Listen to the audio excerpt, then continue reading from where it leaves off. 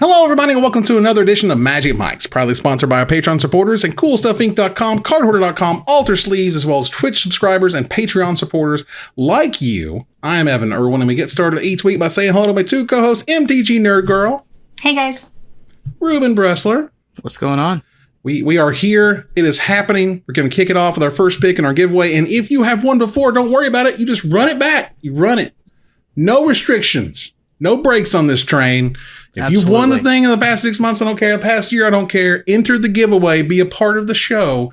Get your chance at a $50 gift certificate to CoolStuffInc.com by typing !raffle in the chat. But subscribe first to get 2 chances to win. And don't forget our raid at the end of the show to support a member of the community. Enter your suggestions at the end of the show to see who we raid tonight. Now, that is thanks to our sponsor, CoolStuffInc.com, where you can find cool stuff in stock every day. And moving here to the first pick. It is time to talk about, we were supposed to be playing Jumpstart Horizons all day, and then we were supposed to come here and say, like, was it cool? Did we like it? What was our favorite pack? Like, how the cards mess up with Historic? Nope, they had to delay that. The release has been delayed for a couple weeks, which is unfortunate. Unfortunate, but ultimately good. Go ahead. I'm sure if they had to delay it, it was unplayable. Like, something had to be drastically wrong for them not to do that and give us free drafts as like as an apology. Something had to have been terrible. So, I mean, they gave us a lot of stuff. They gave us a free Amonkhet draft or a free draft token. For every single one of those sets that are over the next few weeks. So you're going to get 3 total drafts for free. Mm-hmm. Which is a lot.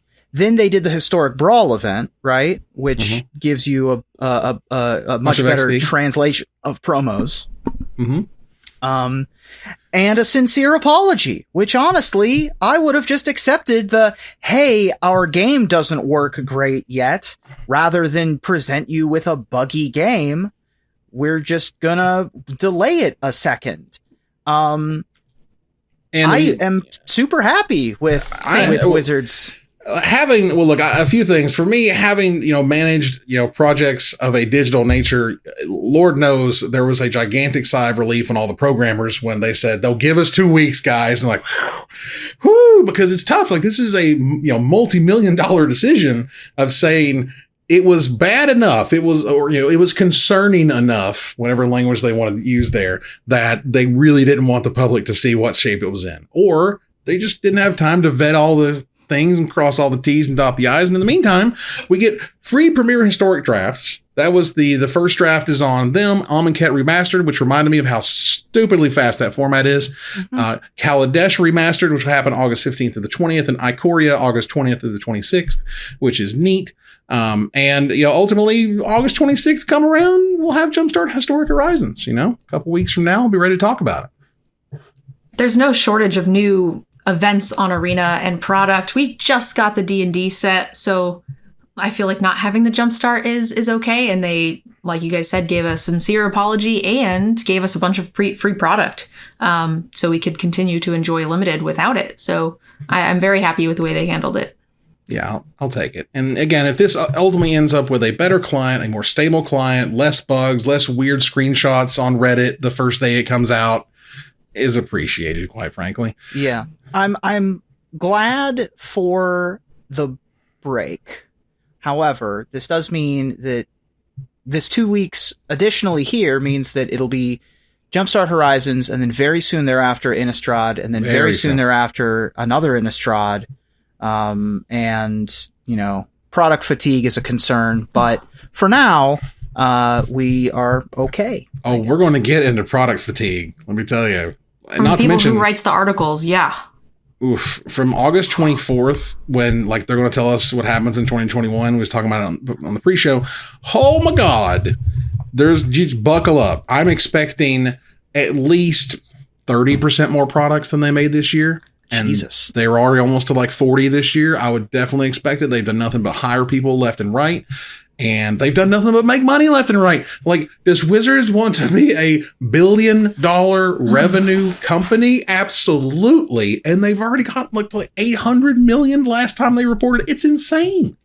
the business is blowing up. So there is nothing on the books that says they should slow down that train. Like I said, we'll get to it. Yeah, it looks like it's pretty much exactly every 2 months. 60 Forgotten days. Realms. Yep. Forgotten Realms came out July 16th. Midnight Hunt comes out September 17th. Crimson Vow is November 19th. And oh, by the way, Jumpstart Horizons is in there somewhere. You know, and it was one of the things I noticed was that, like, every Mythic doesn't get an animation anymore. And I would argue, in fact, almost none of them get animations. The dragons get that shadow that crosses over the board that's already been used for other dragons. Like, at least they used the skeletal one for the black skeletal dragon. Thanks. But it's just, you know, we used to get super cool sound effects and animations. And now it's like, well, they got to add 800 cards to the client. So something had to go. And it's like, well, all right. But you're, you know, losing stuff that makes it special and fun, you know? Well, we'll see what I'm assuming the 2 weeks isn't for dragon animations. I'm assuming the 2 weeks is for making the game function. Right. But if during that 2 weeks they can add some extra fun stuff, wouldn't that be nice? Then they would, because they have the time to do so. Yeah. As I know from managing a website, you know, wouldn't it be cool if, man, there is an endless list of wouldn't it be cool if. Wouldn't it be cool if you could select your own default basic land 3 years into the program? Wizards? Well, sorry about it. And we move out of the first pick to gather the townsfolk thanks to our sponsor, CardHoarder.com, offered the best inventory prices and delivery of cards for Magic Online. Let's talk about some stuff here. Like, for example, they have new Judge Academy promos. These things look amazing. And holy God, Zakama is worth what? What? Oh, I don't know how much Zakama is I worth. think it's like 21 something plus dollars now, which is insane. Okay, cool. I think I have one because again, no one played Rivals, right? Either way, 32. Oh my God, 30. There you go. Well, either way, Morifun the Boundless, which is, I'm sure, not cheap. I ain't checking his price in a minute. And Zakama Primal Calamity are the two Judge Academy promos, which during these, Morifon looks like 24s right now. Yeah. Morifun the Boundless and Zakama Primal Calamity, these are terrifically, you know, expensive cards. They're worth, you know, they're trying to make it obviously worth it to be part of the Judge program. This is a very trying time for a program that can't really function as a program. Yeah. They can train some people to do this, but, you know, either way, you know, Wizards does not have to do this. They're putting the time into making the promos and they're getting the art commissioned and all that stuff. So this is above and beyond stuff, I think, at this point, because there's no big events for these judges to go. There's no judge conferences for them to go and meet to get these cards, you know, or whatever. So it has to do with, you know, online stuff. And I mean, that's great. But, you know, in the meantime, we get super cool promos. So I'll take it. These are great. I think that, and these are the kinds of cards, these $20 to $50 cards with new art, with new foils, specifically geared to Commander players and casual formats that are perfect for Judge promos. This is exactly these are perfect picks. Cards that you go, wait a second, that card's worth how much? Are exactly the kind of cards I want to be Judge promos. Yeah, exactly. So speaking of promos, weird new promos, I've never seen anything like this. This is the Book of Dragons, and I was like, what's the Book of Dragons? The Forgotten Realms, to celebrate the Forgotten Realms expansion, they've created a miniature book packed with 60 carefully selected card images of dragons. 50 people will be given this miniature book by lottery for those who follow and retweet by today. And this thing, it looks super cool. And I've never seen anything like it. What is this thing? This thing is amazing. And if only 50 people are going to get this, it's going to be worth $1 million. Like, this is one of the coolest little promo things for Magic I've ever seen. So this thing is dope. Is this only shared on the Japanese Twitter? On the Japanese? NTG Japan Twitter. NTGJP, yeah. So are they only going to give it to, is it as far as I know, it's anybody who retweets and follows, right? So that's the way it's worded. I just retweeted it because I want to win this thing. I know, right? This thing's so cool. I love it. So I'm having trouble understanding what this is. First of all, I am going to post the link in the chat. Let me. I got you. Oh, you got it? Okay, Yeah, there it is. This is just like a tiny little book that used to like come in your tournament pre-con boxes. Mm-hmm. I'm trying to look at the type of paper that they're using. Right. I've never seen anything like this as a promo item. They've made comic books and stuff, but like a book of cards is a very unique thing that they're doing.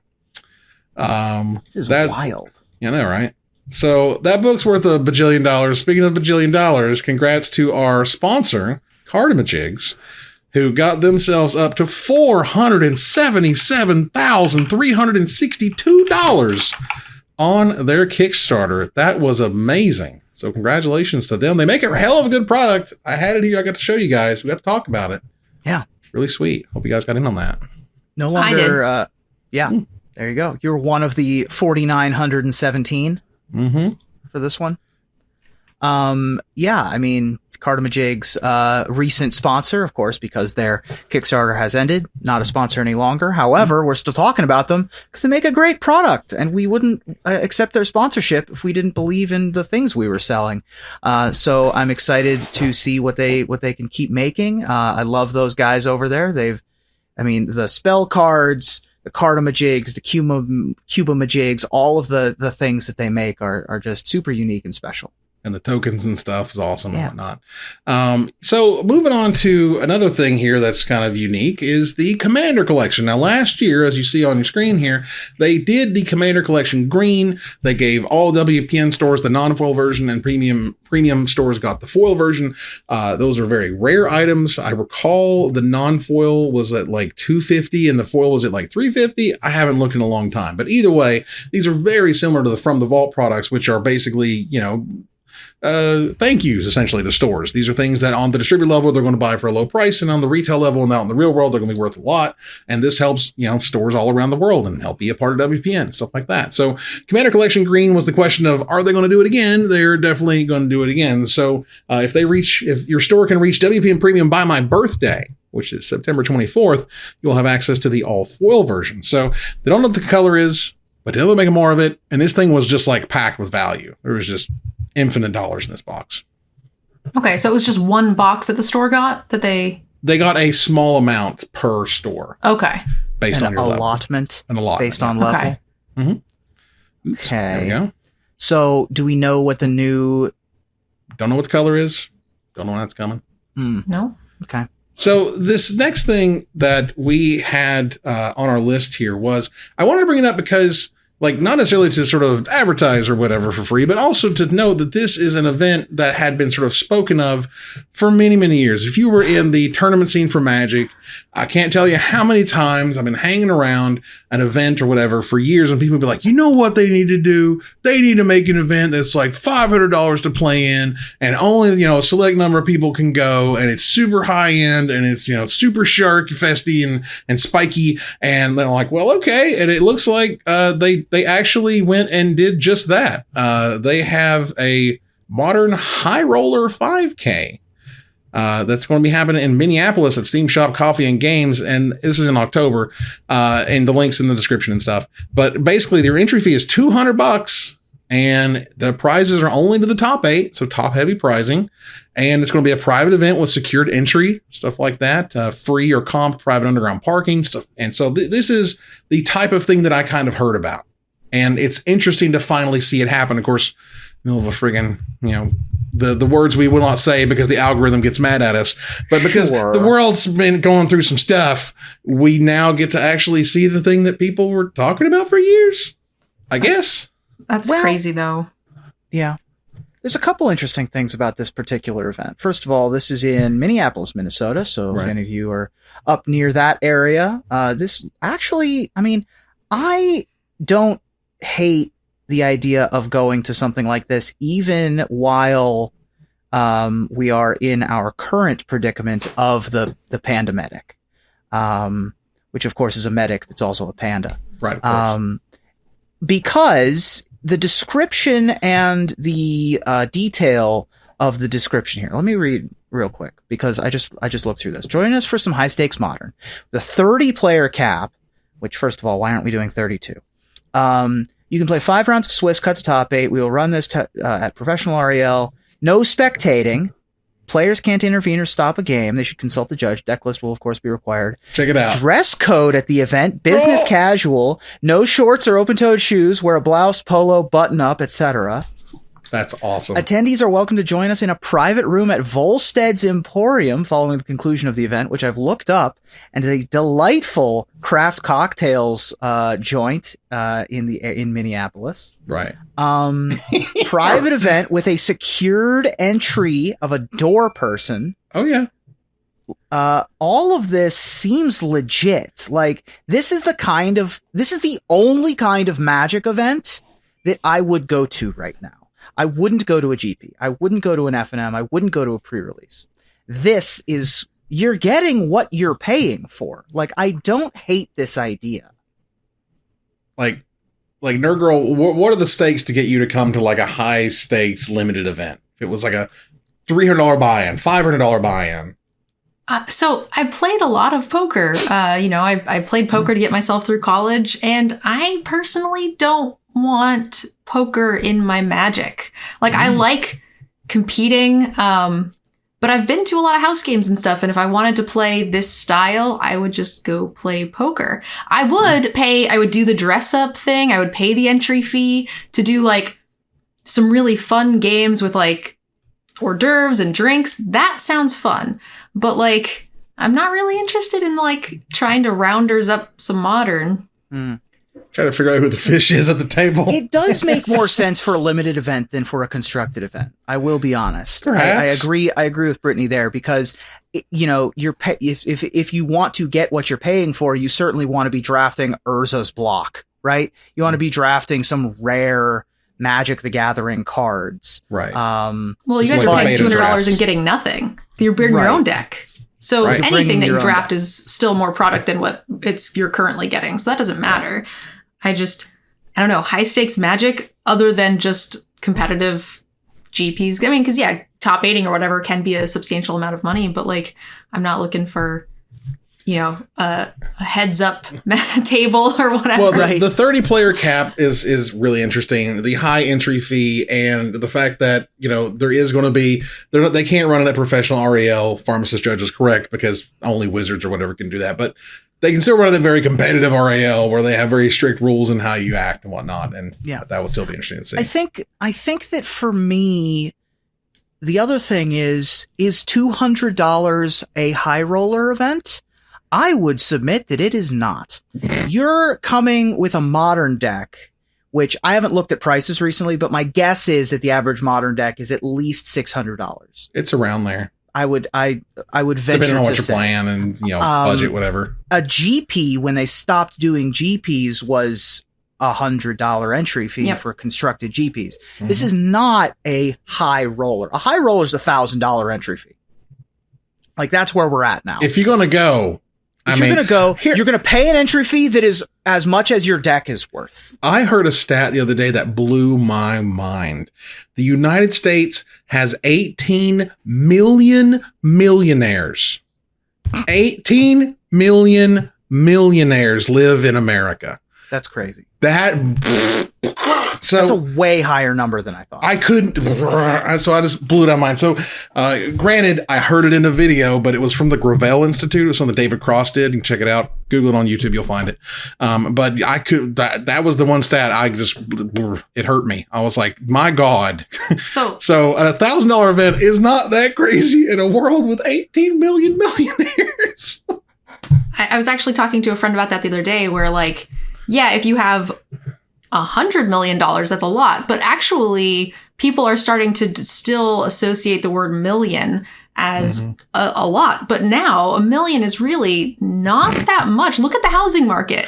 Like, how much is just like an average medium, like, 3-person, 4-person home? It's like $500,000. So, like, owning a home, you're halfway there. So, like, crazy.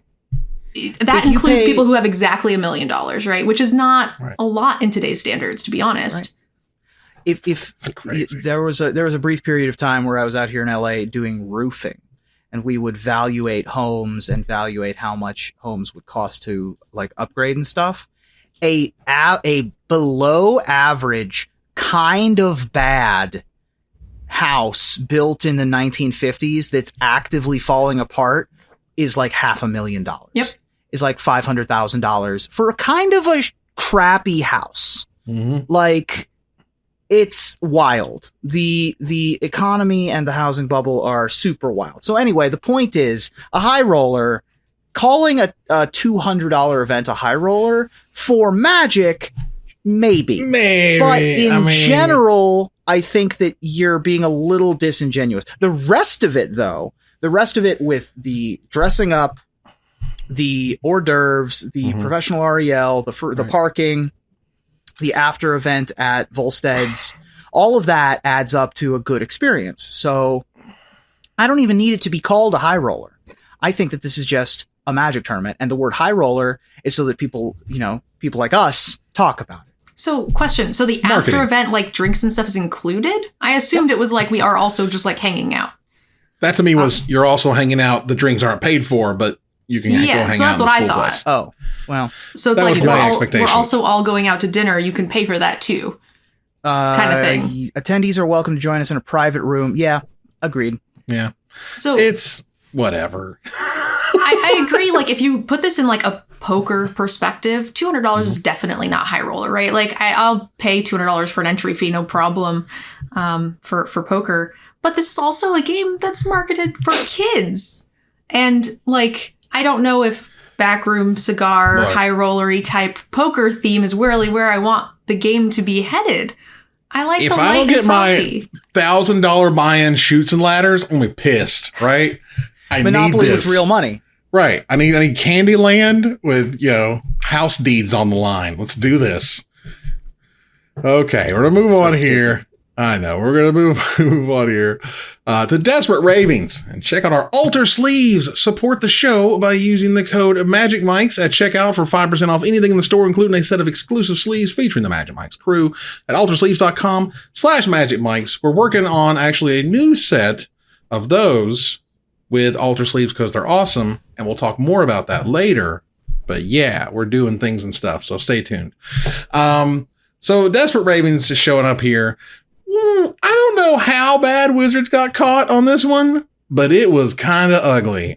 From the you should have just been upfront about it file, Wizards decided to update their announcement about who was going to be qualifying for this special arena event by saying the top 500 players, the top 500 Mythic ranked people, and they give you a number once you're at Mythic and get past, I guess, the percentage point or whatever.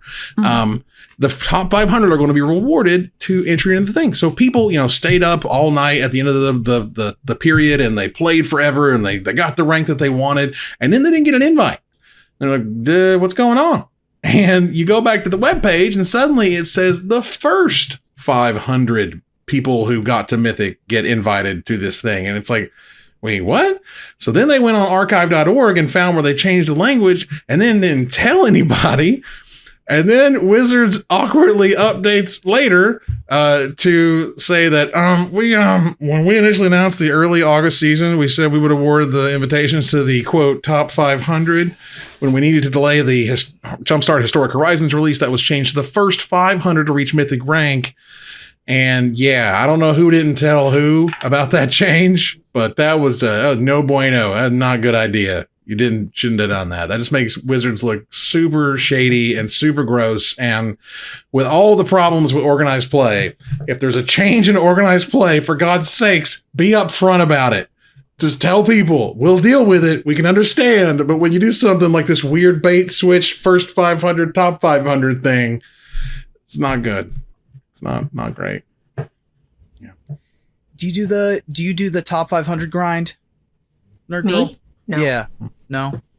Not bronze to Mythicking like Jim Davis or anything? Most of the tournaments that you get rewarded with are constructed, so that's kind of meh. And also, like the one that was limited, they gave us a week's notice for. Like, it was 2 or 3 weeks into the season. They're like, oh, by the way, the next one's limited. And then I heard about it 3 days later, and by then it was too late. Another thing is getting to that rank in limited, I am not a huge fan of, because I think the system is kind of flawed for ranking in limited compared to constructed. So there's a thing that goes on when you are drafting at really high mythic levels is people will just throw away their deck if it's not very good. So it becomes more pay to win because if your deck is not good, and there's no loss penalty for retiring a deck. So if you have more money, you could just keep drafting until you get 2 or 3 bombs, and then you take it into the ladder. And I don't condone that. So That's weird.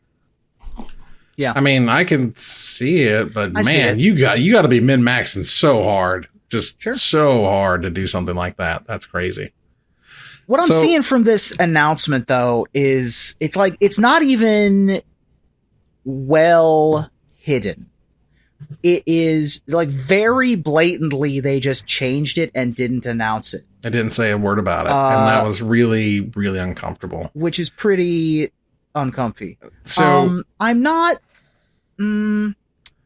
I don't know how broken up I should be about this because they've screwed over the high tier players so many times. Are they fixing this? Yeah, they're trying. You know, they're going to attempt it. While we can't fully correct this because of the technical limitations, we can invite more players who are working towards a top 500 placement. From what I gather from the Reddit thread, the person sent their logs to Wizards that showed that they made that ranking at that period of time. That seems a little whatever, but okay. I guess it worked for them. So high five. This is a lot of hoops to jump through for something Wizards should be managing themselves, but okay. Speaking of things that are awkward and uncomfortable, the secret GP happened. Called the secret GP. I was wondering why we were blitzing so fast through first pick and gather. I was like, man, we sure are going fast through the, we have to talk about the secret GP. So does that mean we're planning on being on it for a while? Is that what that means? No. This is just sometimes we don't have that much to talk about the different things and stuff. Right. But what it does mean is we can talk about the secret GP, which like turned into just like a giant ball. It's bad. All right. So secret GP was this like limited event. Is that right? That tried to happen. The event was like 62 players. It had an entry fee of like $85. But you had to pay $30 to get in the building if you hadn't registered online. And then like 5th place was $80 store credit, which wasn't even $85 of your fee back. I'll be honest. I don't know. I could not tell you anything about this event. I could not tell what was meme and what was not meme online. Yeah. But we gotta look at that playmat, y'all. You can't. Computer and Gaming Universe. Not look. TCG Fest. Oh boy. Where is that? Hold on. Here we go. Whoo! Ladies and gentlemen, that is a playmat. That's a playmat. They're sitting around the poker table there. They go so hard in the paint and the crayon. I don't know, man. It's like this is like the room of playmats. I don't know what to do. It's just kind of charming. It's so weird. The little angry Pikachu is my favorite. Angry Pikachu. You guys over there. What's that guy? What's that girl in the back? What is she doing? Is that a Force of Will thing? I don't know. So this was ran by a store, right? Yes. So I'm guessing it's like the art of someone who like goes to the store, or like maybe that person's daughter. And I actually feel a little bit bad that the entire internet is laughing over this for like a week. But like, I mean, they didn't have someone tell them this was not a good idea. That's why I think it's her daughter or something. It's gotta be. And like, now I'm going to feel terrible. I probably couldn't draw that good. So like, in that regard, it's like not bad.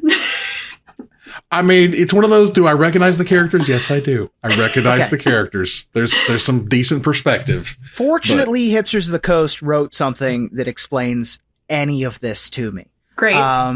This happened at the Meadowlands Convention Center in New Jersey, which is the first time I'm seeing that referenced anywhere. Run by a local game store and the first such event they'd ever run. It aimed at having thousands of attendees over a dozen different game tournaments, including a 1,600 plus person Grand Prix-like main event. Lol. They managed to have a couple of hundred players. Several events were canceled due to insufficient attendance, and their $35,000 Magic main event became a $1,000 event for 70 people. How were they expecting that if we didn't hear about it beforehand? I don't understand. Yeah. To summarize the experience, it was a small, disappointing PTQ rather than a super spreader disaster, so much better than the worst case scenario. God. Look, I was famously involved in an event called Cardimajigs. Mm-hmm. All right. This I heard about that. is reading a lot like Cardimajigs to me. Where their eyes were bigger than their stomach. They didn't know what they were getting into. They didn't understand the competition. They Right. didn't understand how to market the event. Or the current environment of people going to Magic tournaments. Like I said, I'm not going to go to a convention center in the year of our Lord 2021. That's not going to happen. They expect 1,000, 1,600 people to go to the Meadowlands Convention Center? I don't think so. But from some of these tweets, it seems like this company has learned a little bit from this experience, which, I mean, you have to learn something from this type of experience, right? And I think it's Expedition Map here said that they unironically think that the next events, unironically, people think that they should attend the next CGU run event. Look, when I heard that all of the staff were not wearing masks consistently, that is a huge red flag, and that's a leadership problem. If you got the staff not wearing masks all the time, it's because those at the top don't care. I don't know how they put that, but yeah, this was. I hope this was a learning experience for them in a whole variety of ways, and even the attendees too. I'm not gonna dunk on them super hard. They know what they did. A light dunking is acceptable. We did a little splash, a little splash, a little dunk on the playmat, a little dunk on the event. This is very clearly not the unmitigated disaster that Cardimajigs was. Right. This wasn't Fire Festival. These people didn't get stranded for days. Like, it was just kind of whatever. It seems like they also are like, they get it, right? Like, you have to have a bit of a sense of humor to come out with that playmat, right? Yeah. So I'm hopeful. Let's hope. Okay. Well, speaking of no hope, the upcoming Gauntlet formats for the MPL rivals, those people who are losing their jobs next year, they changed the formats to standard, ending with a mono standard tournament the week before rotation. Wizards. Look, the line is they don't hold the events when the new set curse comes out because they don't want to highlight bugs, which I don't think is a good enough reason to stop people from being excited about the new Magic set and wanting to see the Brad Nelsons of the world play the best decks or the best decks they can find with the new Magic set. And so I'm not saying they're sabotaging or nothing, but I'm saying that everything that they're changing when it comes to the events are almost always bad and negative and weird for reasons that I don't understand. Is it just me? No, I mean, all of that. Listen, I'm not going to parse what worked and didn't work about the Magic Pro League. It's already been decided. I don't know why they're still doing this. Is a lame, not only a lame duck format, but it's a lame duck because they're series. And now apparently it's because with Jumpstart Historic Horizons, there might be, the format's going to be different. Blah, blah, blah. At least we'll want to watch them. At least we want to see all 12 rounds as well as day 3 playoffs will be traditional, standard, constructed, no historic whatsoever. If you really wanted me to not watch this, you could have just asked me not to watch it. You just said, we really don't want you to watch. You don't have to keep reading. Don't watch it. We know you're not going to because you're not interested anymore because it's literally these decks we've seen play to death. It's Throne of Eldraine and Ikoria forever, all the time. That made me sad. Something that did make me sad was the explanation of why there's no Werewolf Commander deck in Midnight Hunt. This was a terrific episode of Good Morning Magic, which, by the way, Gavin, you've been crushing it. So good luck on, way to go on that. And so one of the things he mentioned was, where's the werewolf deck? And I thought it was fantastically explained. Everything makes perfect sense. They make the commander decks to build on the themes they couldn't put in the main set. So if the main set's all about the werewolves, you make zombies and vampires the commander decks so you can really flesh those out, right? The other thing, and the one that really clicked with me, was checklist cards. Most people, they were talking about buy commander decks to go play with their friends. You pull them out of the thing, you shuffle up, let's play. If you got a bunch of double face cards, you can't do that. You have to fill out a bunch of checklist cards first and then put them in your deck and then have the double face cards over by the side, because not everybody plays with sleeves. Wizards doesn't make sleeves, so they're not going to include them automatically. And so if they were to put 15 double face cards, they'd have to put an extra 15 checklist cards in there. And that's, making the product larger, making more cards in it, and then making a worse experience for the player who just pulls it out of the box, which I thought made perfect sense to me. My expectation, because they said, never say never, whatever. My expectation is that they are going to have a double face card in a commander deck, but my guess is it's going to be one card that already has a checklist card that's checked out or whatever for them. Or it's like the 3 commanders and they have the 3 extra checklist cards, again, checked for the player, so they don't have to go through with a marker or whatever themselves. Like how Nicol Bolas was in that one core set. Yeah. Okay. I could see them having like a token too, that just a once like a normal magic backed token that just shows the front side of the card, or maybe some alternate art type, sort of like a planeswalker emblem, right? Like a different type of thing. They could just include that for one of every flip card that comes in it. Yeah. Yeah, I like that. That'd be cool. But I also go ahead. Sorry. I was just going to say that'd be a cool way to do it for a commander deck, because you wouldn't print those in a base set. Right. Art cards would be interesting. Someone mentioned, I think that's a cool idea. But yeah, the idea that you can't have 15 double face cards, because then you have to have 15 checklist cards and they have to sit there. Yeah. And you can imagine they're learning Magic for the first time and you're sitting there trying to find things to check off. It's the worst experience ever. Yeah. So yeah, I've got a commander deck that has a flip card in it, and it is kind of annoying that in my deck box I have to have my commander and then just an extra Ulvenwald captive just hanging out in my deck box. That is a little annoying. So I can see that. Well, what is annoying is product overload. This has been a new topic for a lot of people. Pleasant Kenobi put out a video, Tulare Community College put out a video about how we have been non-stop with the products. I mean, ever since 2018, it's just gotten more and more and faster, and not in this past year and a half has just been nonstop spoiler season. There's always a spoiler season for something. Remember, we didn't even have a spoiler season for, weeks, maybe even a month there for a while. We didn't even expect one after the D&D set. We were okay, we have some time to breathe and then we'll go to Innistrad or whatever. And they're nope, surprise, 800 cards coming to Arena, something Horizons, spend more money. And we're not even out of the year yet. And then I found out they did the New Horizons thing. I'm oh man, that seems like a lot, even in between the 4-month cycle. And then I found out that we're just 30 days outside of the next main set. I literally just wrote my articles for the D&D set. Yeah. Yeah. It's way too much. It's a flood. The line that stuck out to me is that you can shear a sheep many times, but you can only skin it once, which is a very professor thing to say. Very good video. All of the facial tics that he's making in this video are exactly how I feel. I mean, and Jim Davis put up an article on Cool Stuff Inc. You can go find it there, where he talks about, the stuff that can kill Magic, that actually, hurt Magic.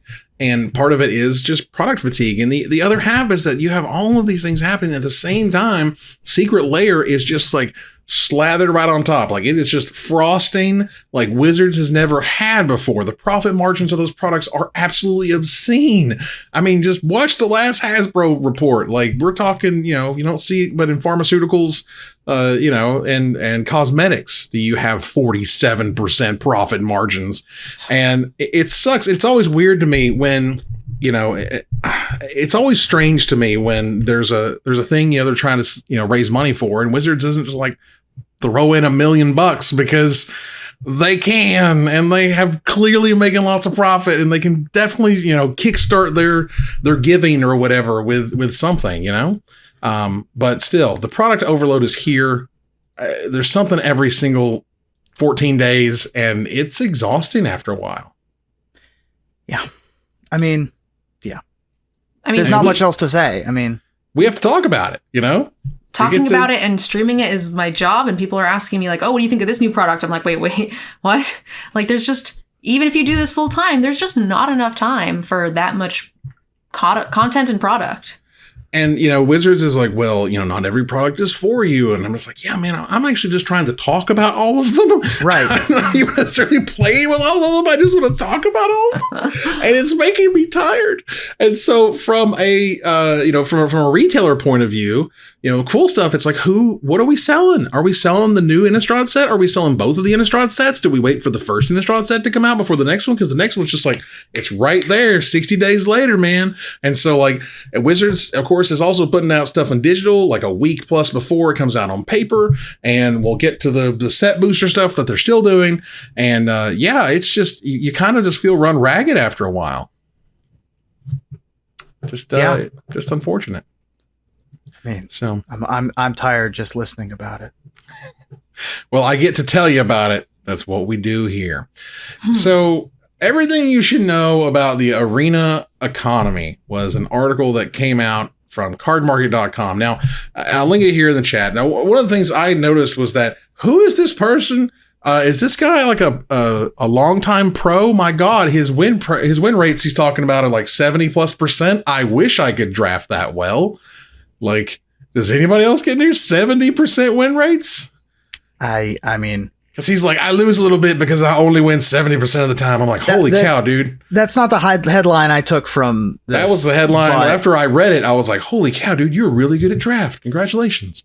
Well, okay. Long story short, playing arena costs a lot of money, and you're going to lose. The house is going to win, But like, Nerd Girl, what's your sort of budget at this point, considering this is what you do all the time and blah, blah, blah? Yeah, so it's actually, like I said, I don't do the high grinding because I don't want to like incentivize the dumping of decks and things like that. So I do a lot of economy stuff. I always recommend like a second free to play account so you can draft. If you're getting twice as many daily rewards and quests, you can draft a lot more and get more practice. So that is something I really recommend. But I don't know. I didn't see that article. I have to actually look at it. But my win rate is very high, like at the beginning of a season. So that could be a thing that, they are putting in. I mean, is it 70% in high Mythic? That would be way different than at the start of the season when you're in Silver or something. Because I could see a 70% win rate in Silver. But that's fair. I'll have to check that out a little bit more. Then that'd be interesting.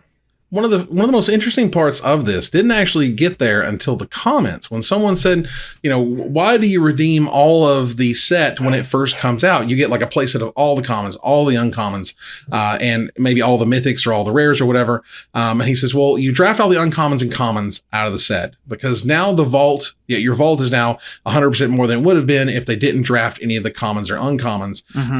Your vault progress, instead, you get 0.3% for each of these uncommons and 0.1% for each of these commons. So now you're getting that bonus on top of whatever it is you're getting back. So if you have, like me, hundreds and hundreds of commons and uncommon wildcards, the first thing you do when the new set comes out, go make a deck with 4 of every common and then 4 of every uncommon, craft them all, and then start playing drafts and sealeds and whatever. When did this article come out?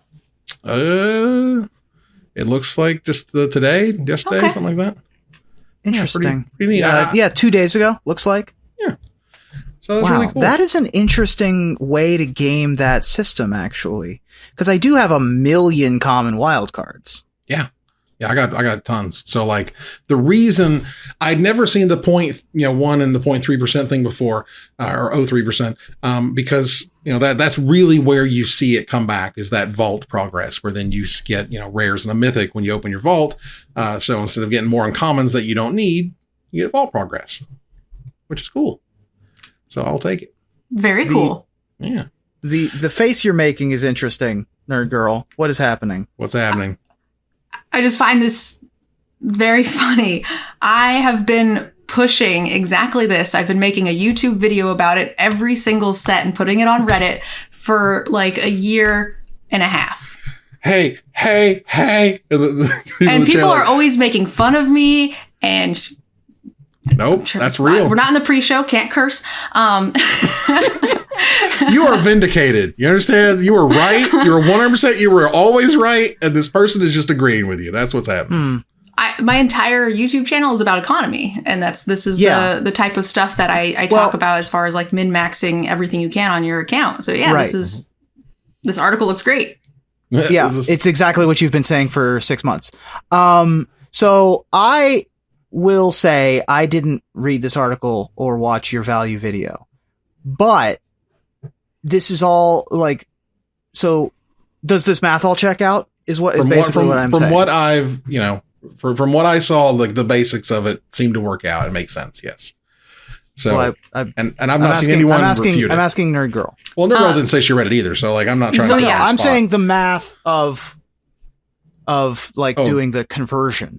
Is that something thing that you? So basically, you if you have the extra commons and uncommons, you're guaranteeing that you're getting however many commons, 0.1% more vault value in the end. So basically, you're just converting every single unused wild card into a 0.1 or a 0.3% vault value increase.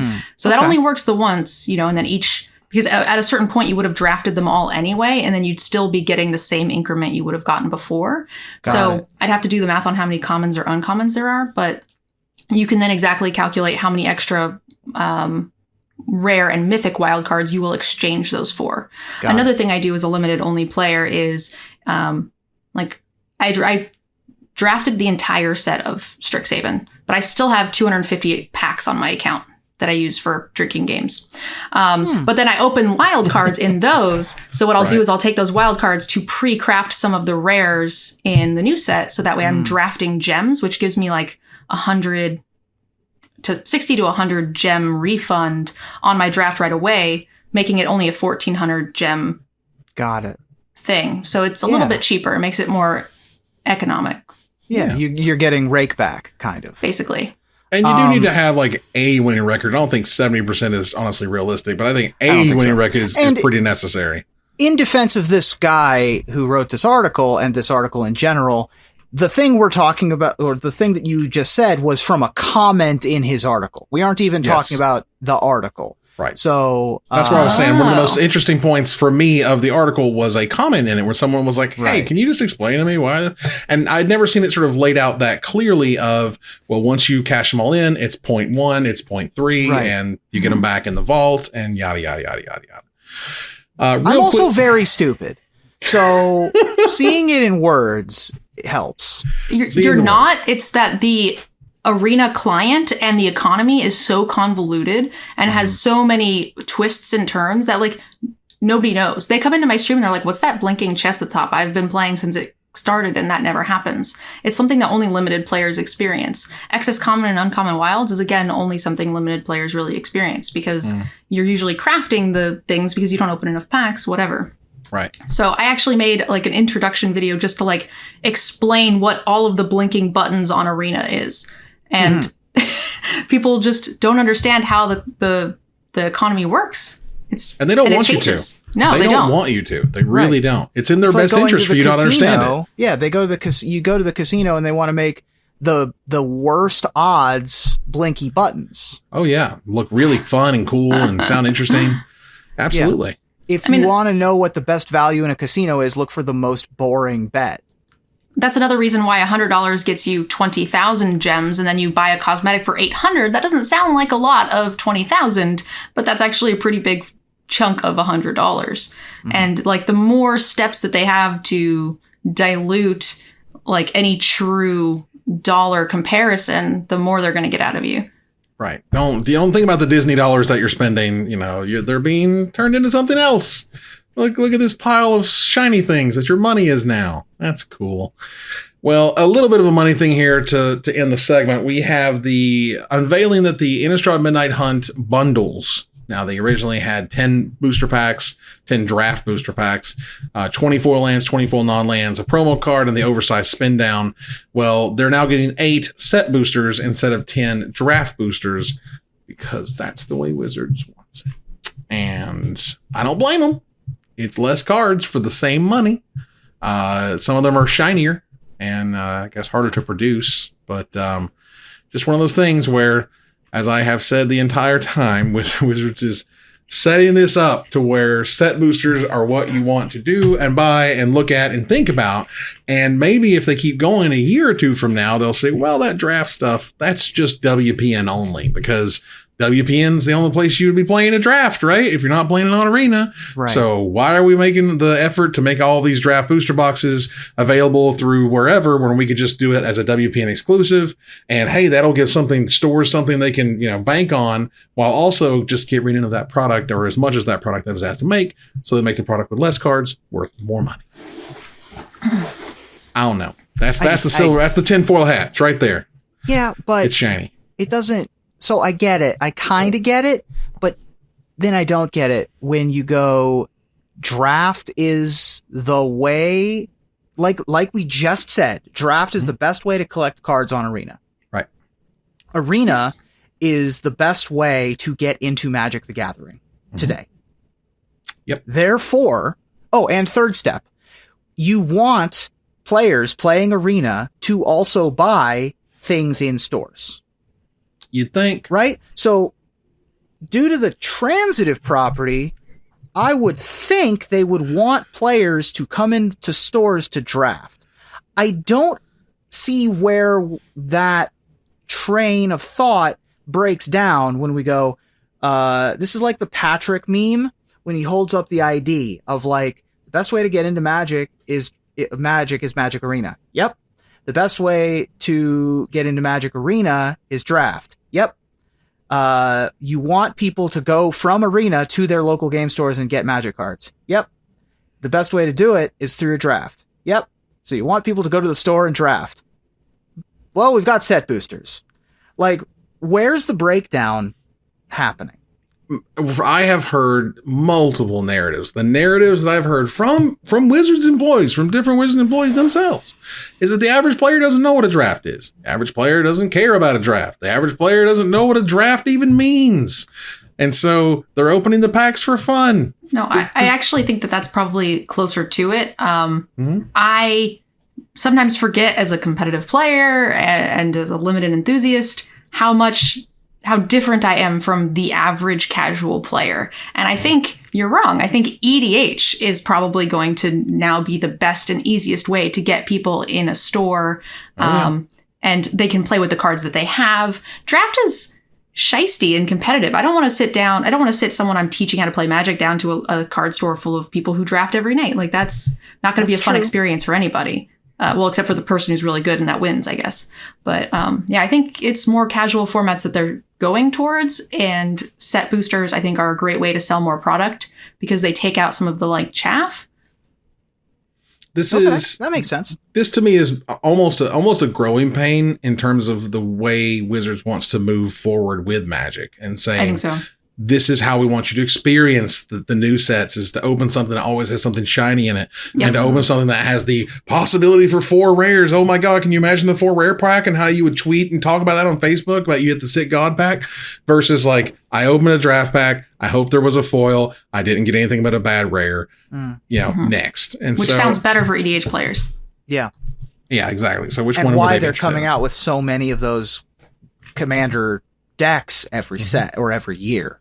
Yeah, it used to be every year, and now it's every single set, right? Yeah, so that makes sense. Yeah, okay. And when they stopped, I'm convinced. I've been convinced. Right, and I'm still a little concerned for just constructed formats, kind of, but at the same time, as long as that vacuum is filled with tournament organizers who are excited to do so and have the means and ability to do so, and don't make secret events. Competitive Magic could be here for a good long while, so that is what that is. Real quick, I want to say something before you move on. So I'm less mad now. I thought that entire article was just talking about all my stuff.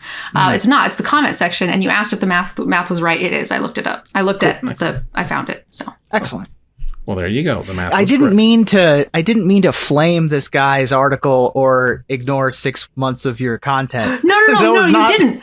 No, at first when you started talking, because when Evan brought it up, he's like, I didn't hear that was a comment. I thought that was what the article was about. And I was just like, that sounds familiar. And then I couldn't find the comment at first. So I found it and you asked about the math, which it is correct. Awesome. There you go. I can go ahead and go to the finisher unless you guys have any stories you want to talk about. I think it's interesting, this Flesh and Blood thing. Sure. Where Flesh and Blood is really going all in on not just getting Magic pros, but basically trying to get everything that existed at Magic Live events. Yes. Specifically, cosplayers. Inviting Sprankle, Tappy, and Olivia to this giant Vegas event that they're doing and having them as featured guests, which is super interesting to me. I do not play or have ever seen a single card of Flesh and Blood. Same. I've played it a little bit. I played the sort of the promo, intro deck or whatever that they gave out at Gen Con about a year and a half ago. And it's a neat game. It's complicated Magic. And if you like complicated Magic, it's complicated Magic. Now, one of the interesting things about that game is that you set up like all of your equipment and artifact and like special enchantment stuff right before the game starts. You don't like naturally play stuff as it like builds up a mana system. Instead, you use like different points on the card to play spells or block hits and all this other stuff. And it's very back and forth. It's really neat and sort of kind of how it's set up. But, my concerns a lot was with the only thing I saw, the intro deck was basically like a mono red aggro deck. So I was like, I wonder what another deck would look like that isn't just, blah, blah, blah, smash, match. And then the fact that they've had additional sets come out and those have added, their own complexities to the game. And this event, the Calling Las Vegas, just God, the Delta variant just destroys our soul, because if this event were to fail, if this event were to just be like just catastrophic, only maybe less than 100 people show up, or the people that do show up don't play in the main event, they're just there to, play Magic with their friends in a place that you can play Magic at or something. I don't know, but like there is a lot riding on this event, and it's clear that they're putting a lot of effort and resources into making sure that people are aware of it. People who they want to meet are going to be there, and cosplayers are going to show up in cosplay, and let's do this because they really want that old Magic feel. Exactly. That's why I wanted to talk specifically about this is Magic the Gathering gave up on professional Magic the Gathering. Flesh and Blood didn't give up on professional Magic the Gathering. They're just copying the homework. They just copied all of it. If Magic isn't going to do anything with it, it was a system that worked. Yeah. The system worked. It always worked. And, what Wizards did was someone came into their boardroom and yelled esports for like 12 minutes and then said, give me millions of dollars. And then said, we'll just buy the viewership. And then said, we'll just get the sponsors. And then when all of that fell apart, they said, well, organized play ain't for us. Well, how about we just make a game, because we're here to make a game. We're not here to run tournaments. No one plays, Magic at a very high level. They're just playing at their kitchen tables. So why do we spend all this time and money on it? When there was a very sort of special, certainly the most ingrained, the most enfranchised of this lifestyle brand, as they call Magic, it's very important to have that ethos of, I can go to my store and play at X level. I can go to a big event and play at Y level. If I do well enough, I'm up at Z level, which is the very top. And even if you just never get there, even if you're just, if you're the bad player who's just showing up these events and you don't even know you're bad, but you keep trying and then you keep losing, but it doesn't matter because you're a part of the process. You care about that stuff.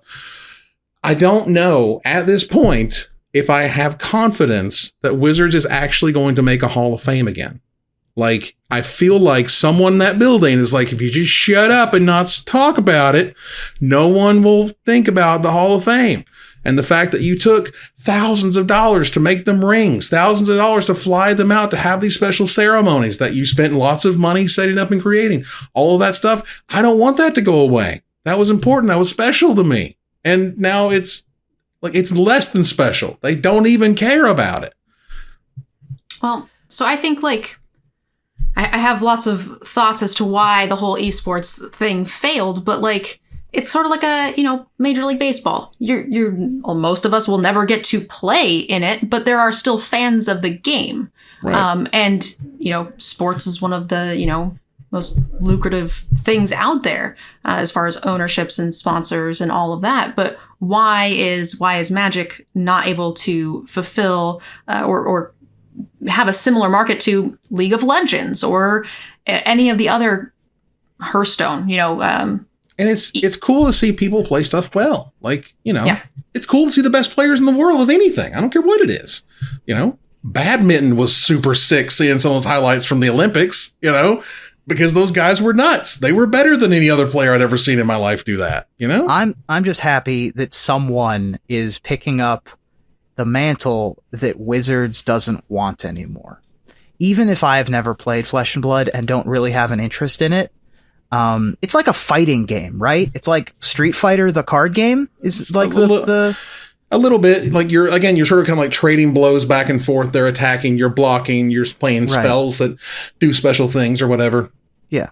So that doesn't interest me.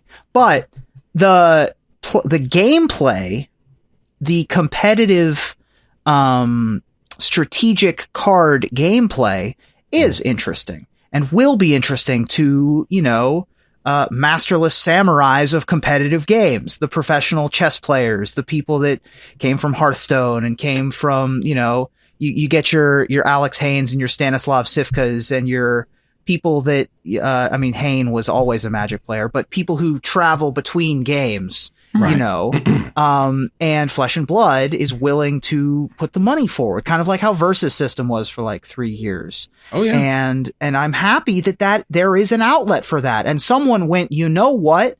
We are willing to be a mind sport on the scale that the Pro Tour used to be without trying to be an esport. The game has one flaw. And it has a blind spot that's so big, it freaks me out that they are aware of that blind spot and don't care, far as I know, which is they do not want to have a digital client of Flesh and Blood for the game. And I don't know if that's an ever, never say, but what I'm saying is, as of right now, they want you to play the game in Flesh and Blood, get it? And I'm like, dude, have you looked around the earth right now? Like, you really don't think it was a good idea to put some resources into a digital version of your game that's like getting more popular? Hell, I know people are looking up now trying to win that money for the Pro Tour. I think that it is fine for the company Flesh and Blood to say that right now and to focus on the live thing and to not try to be an esport and not have a digital client. Esport, but just have a client, right? No, but I'm fine with them focusing on one thing before they put the cart before the horse. Right. I do think that put the horse before the cart. Magic was definitely a game before it was a client. It was a paper game or whatever. So, I think that as far as most things that are designed to be played in person, board games and things like that, starting there is not a bad thing. And you want to grow and do all of that before you invest in developers and online advertising. I think it makes sense. Right. In Magic, it took 16, 17 years before Magic Online even showed up. So I'm not necessarily saying I'm rushing them. What I'm saying is when they are saying we are against it, I'm like, you shouldn't really be against. You can say we're putting our resources over here. Cool. But we're never, don't say that. That seems weird, to be sure. That's not okay. But the idea of you having a first print that people care about and they want to buy for big money, and you have an unlimited print. So imagine if, you could still get boxes of Urza Saga today. They would just be the unlimited print run and they wouldn't have the shiny special foils that were in the first print run, but you could still go buy a box of, World Wake or something, and you can still draft those sets. I would love to go out and be able to purchase Ravnica, Guild Pack and Ascension, the originals, even if they had white borders, or even if they, weren't the super special versions that Wizards originally had. That sounds really interesting to me. So in that way, that's cool. Yeah. So we will see how that happens as we turn the corner here to the finisher. This week, Magic Twitter tweeted, describe your latest MTG D&D game or Wizards D&D session in 5 words or less. So, co-host, describe your last latest MTG D&D game or Wizards D&D session in 5 words or less, Ruben? Well, fans of Mox Ruby know that I only play one way. Cast the spell, open the door, pull the lever, click the button, seduce the dragon. So my summary is, always make them have it. Very nice. Nerd Girl? I haven't played many games of Dungeons and or Dragons, but I know what I like. Good, honest control mirrors. So my summary for the last game of MTG that I played was 6 hours, very well spent. Wow. That's not ironic at all. No. Listen, I'm not here for a long time. I'm here for a good time. Doesn't matter what the game is. I'm here to turn on that serotonin switch, and nothing juices up the old brain with the good chemicals quite like something wild. So what's my summary? It's this. But it was fun, right? It was fun, right? That's what I'm talking about. And that ends the live episode of Magic Mics. Thanks for joining us here to discuss all things Magic. Thank you, Nerd Girl. Thanks for having me. Thank you, Ruben. Thank you. Going to move here to our final slide. I want to thank our sponsor, CoolStuffInc.com, our co-sponsors, CardHoarder.com, and Alter Sleeves. Use the code MagicMics on AlterSleeves.com. My co-hosts, MTG Nerd Girl and Ruben Bressler. You guys for watching or listening, and hope you show us support at Patreon.com/MagicMics. Please follow, like, tweet, favorite, share, subscribe to everything social that tells people we exist. Catch us online on our Discord, twitch.tv at MagicMics, on Twitter at MagicMicsCast, our Magic Mics subreddit, and like the Magic Mics page on Facebook. Or join us here next week, same time, same place, for another episode of Magic Mics. Good night, everybody.